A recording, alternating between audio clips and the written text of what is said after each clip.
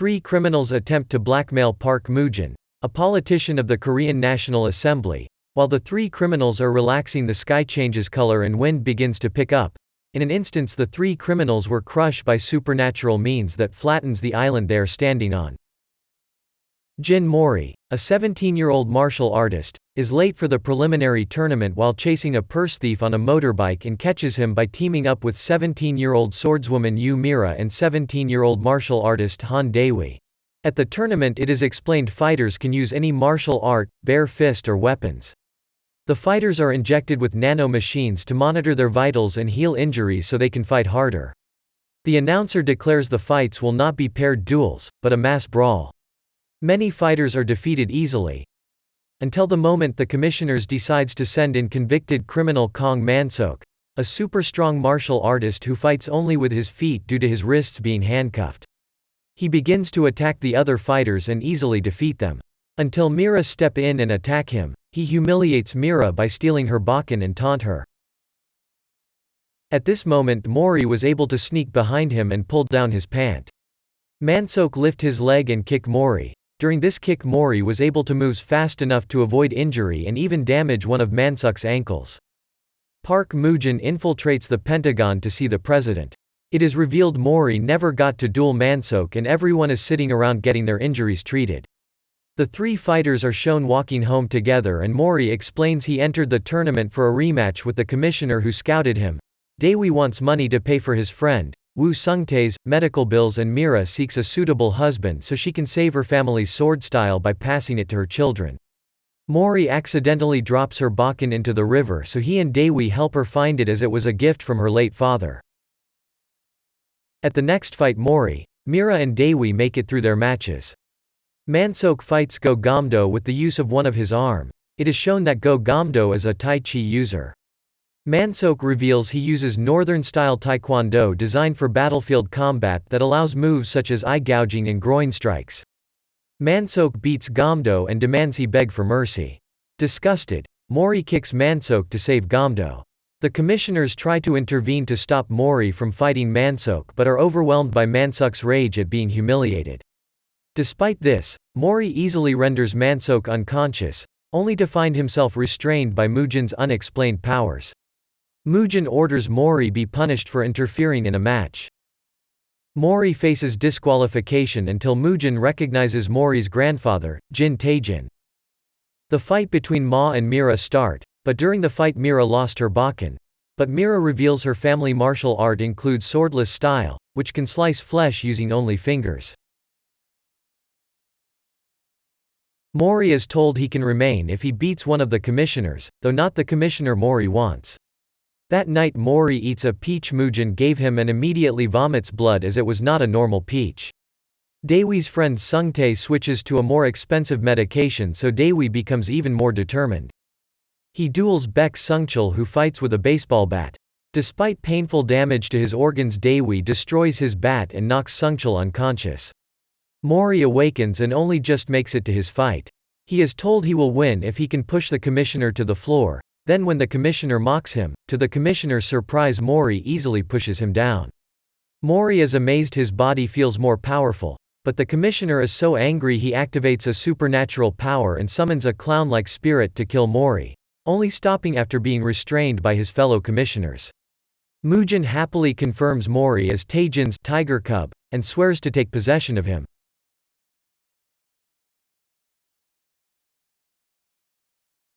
Mira is approached by Seongjin, a martial artist and businessman who asks her to marry him, promising he can make her sword style world famous. Mira withdraws from the tournament, angering Mori who criticizes her for treating marriage like a business arrangement and becomes convinced Seongjin has an ulterior motive. Mori decides to infiltrate the wedding. Seongjin has a flashback revealing he is a cult member ordered to marry Mira to obtain her moonlight sword style, believed to be capable of defeating God. Mori infiltrates the wedding with Daewi's help and tries to convince Mira alongside her uncle and cousin. Mira is convinced not to waste the effort she already put into saving her sword style herself and cancels the wedding. Enraged, Seongjin admits he only wanted Mira's moonlight sword and summons a samurai spirit to kill them, attacking Mira and wounding her only to be beaten by Mira with one strike. managing to escape with Mira's Bakken.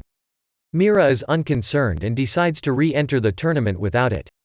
Later, Sungtae deteriorates and Daewi snaps and assaults several bullies who routinely harass him at work. During his match against Mira, Daewi wins by savagely beating the swordless Mira by continuously hitting her previous wound till she was unconscious. Daewi walks past Mori promising to defeat Mori in the finals. Mori defeats his next opponent and will face Daewi in the finals. In hospital, Mira urges Mori to fight Daewi for the right reasons, not for revenge. As their match begins, Daewi and Mori are evenly skilled and Mujin watches hoping Mori will awaken. Mori knocks Daewi down and tries to show him mercy by extending his hand out to Daewi instead of taking revenge. But Daewi takes advantage, claiming he was never really their friend and unleashes a devastating attack. By chance, Mira stumbles across Sungtae's room in hospital and finds his family in mourning as he had already died. Daewi and Mori match intensify with each unleashing a devastating attack, but Mori decided to hold back and is knocked down by Daewi. But as the referee begins the countdown, Mujin, who had promised to cure Sungtae if Daewi won, informs Daewi Sungtae is dead, hoping to unbalance him. Daewi flashes back through his entire friendship with Sungtae and decides to lose the match by not fighting back and taking all the assaults from Mori. Mira arrives and interrupts the match with a goodbye letter Sungtae wrote to Daewi. With renewed determination, Daewi rejoins the fight, rediscovering his friendship with Mori, and both fighters gave it their all, matching blows for blows. Mori deals a final blow, a powerful kick to a happy Daewi, winning the match. Mujin comments that he seems to have found 2 tiger cubs.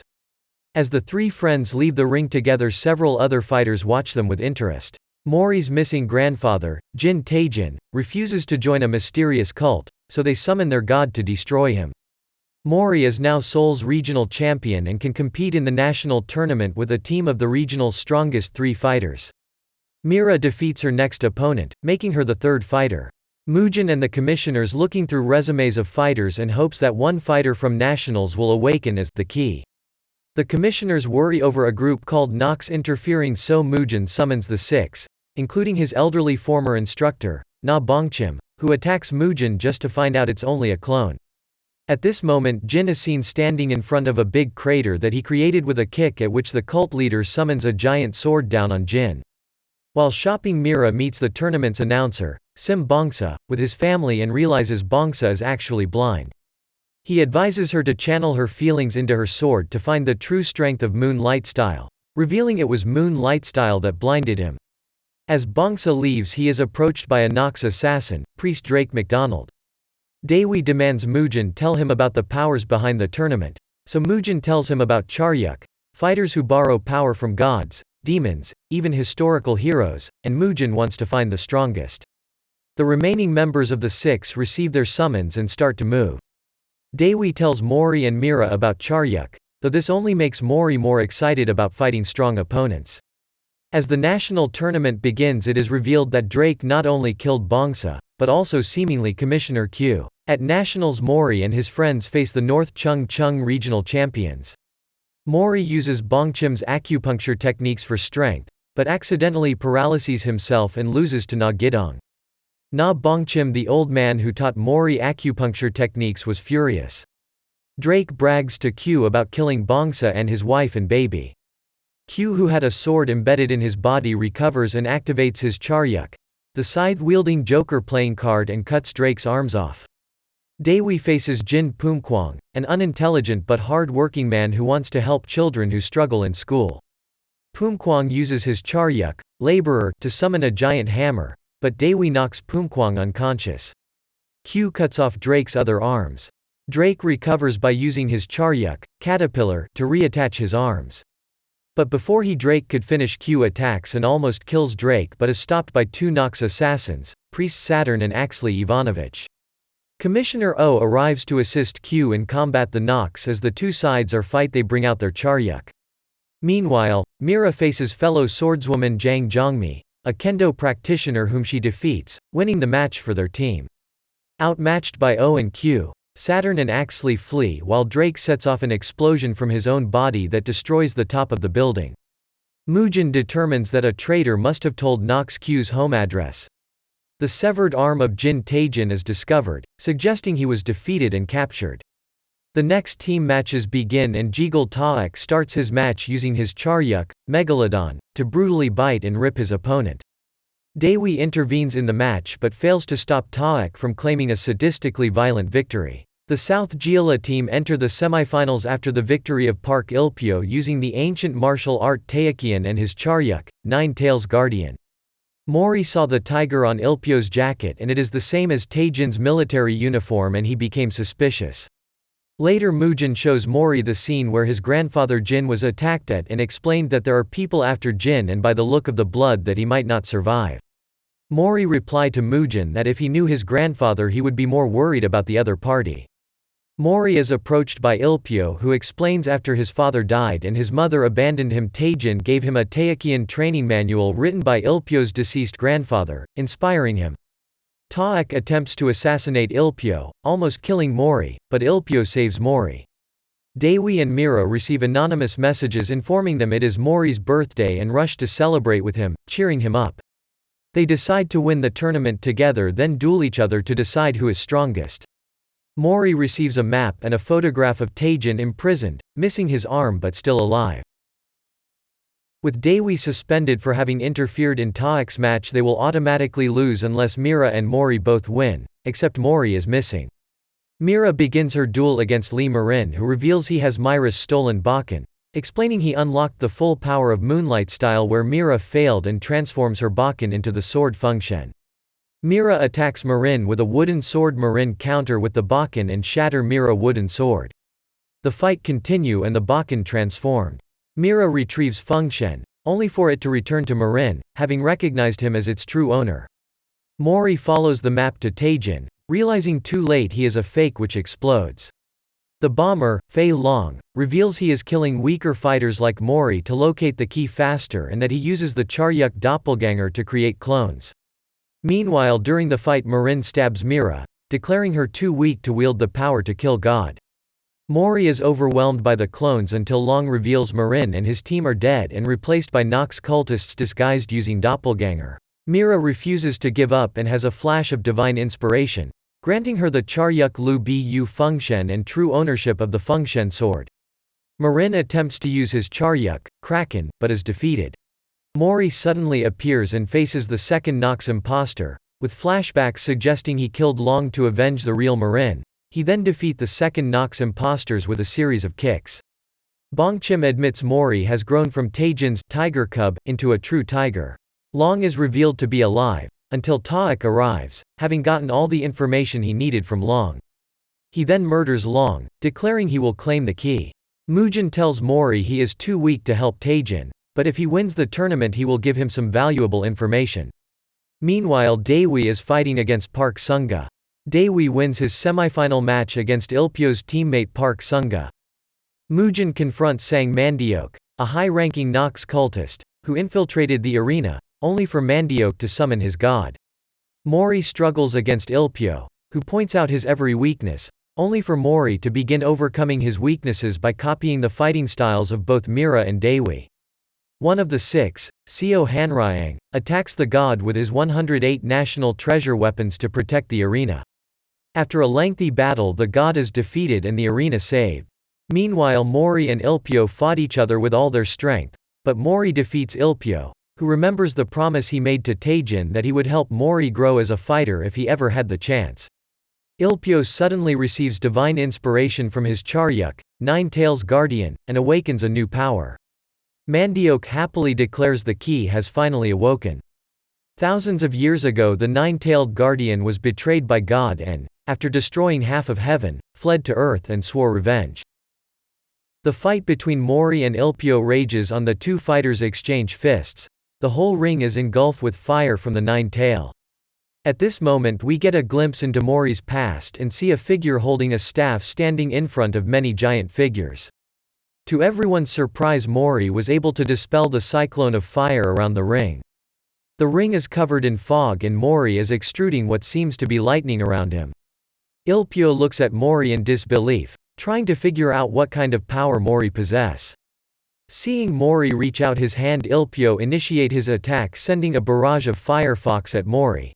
but Mori easily dispel all of the firefox. Mori created a cyclone of wind and lightning and send it towards Ilpyo, catching him and sending him into the air. While Ilpyo is suspended in the air, a giant hand appears and smash down on Ilpyo and render him unable to continue and leaving Mori the winner of the match. Daewi and Mira ask Mori if he unlocked a charyuk, but Mori is unsure. Mori visits Ilpyo in hospital and explains about Jin Taejin still being missing. Elsewhere in the hospital, Jaeon Jugok, who lost his charyuk, mage, after being defeated by Taek, gains a new charyuk from Mandiok, greed, that allows him to absorb other people to increase his strength. He attacks Taek only for Taek to bite him in half with Megalodon and kill him. Everyone Jugok absorbed is expelled, including Ilpyo's teammates, who Ilpyo is horrified to see both had limbs bitten off by Megalodon. Furious that Taek once more injured people he cares about, Ilpyo attacks Taek. Meanwhile, Mandiok opens his god's summoning portal once more, allowing an army of creatures to appear. With the key located and the creatures approaching, Mujin declares the God of Highschool tournament officially over. Taek and Ilpyo continues to fight. Both fighters went through a transformation. In the meantime, all the commissioners are fighting the entity from the other world. Mujin is using his charyuk to hold back what seems to be a golden Buddha. The fight between Jegal Taek and Park Ilpyo continues, with Taek revealing his true form to gain an upper hand. He consumes Ilpyo and releases the key from within him. In a moment of frenzy upon the appearance of the key, members of the Six, servants of the god, and Jin Mori clamor to seize the key, with Mori emerging with it in his possession. The United States is made aware of the situation and fires nuclear missiles on Seoul in an attempt to subdue the old god, with complete disregard to the hundreds of thousands of lives to be lost as a result of this decision. In order to protect the fighters, Park Mujin teleports them away to a spirit realm. With the missiles near and the citizens of Seoul stampeding to find shelter, Jaeon Jason too teleports all of the people of Seoul to a cliffside outside of Seoul, from which they witness the destruction of the god at the hand of Jason and his transmutation magic. In a bright flash, Mori and the other fighters are transported back to Seoul, where they see the body of the dead god. In the final moments, the key is stolen and consumed by Taek, and all bear witness to his ascension. After consuming the key, Taek transcends his mortal body and becomes a god. He begins to ambush Jin Mori and his friends, threatening to consume everything in his way. Mori's memory is triggered and he remembers his true identity. He is actually the great god's son, Wukong the Monkey King. Despite not remembering many details of his life before becoming immortal, he jumps into action and summons his Ruyi Jingu staff to fight Taek. The Monkey King overpowered Taek. Mori manages to get in several punches, and even drops constant lightning strikes using his power to summon nimbus clouds. This enrages Taek and transforms him into a monster-like appearance. Mori's friends join in the fight and finish Taek for good. Ilpyo grabs Taek's hand, but is rejected by Taek as he fades away with the key. Kim Eungneo, founder of the Six, is awoken from her cave slumber and congratulates the group for completing the tournament and offers them a chance to have one wish granted. Mori initially wants to wish for his grandfather, but remembers Ilpyo's friends are missing limbs and unselfishly wishes for them to be healed. Eungneo heals Ilpyo's friends by restoring their lost limbs. Eungneo tells Mori that his grandfather is still alive, and he finally loses consciousness as a result of the battle. He wakes up 3 months later, and Daewi and Mira inform him they must travel to the Monkey King's origin place to recover his memories as a god. This anime ends here. Don't forget to like and subscribe if you enjoy our video and turn on the notification bell so you never miss another video, and we will meet again next time.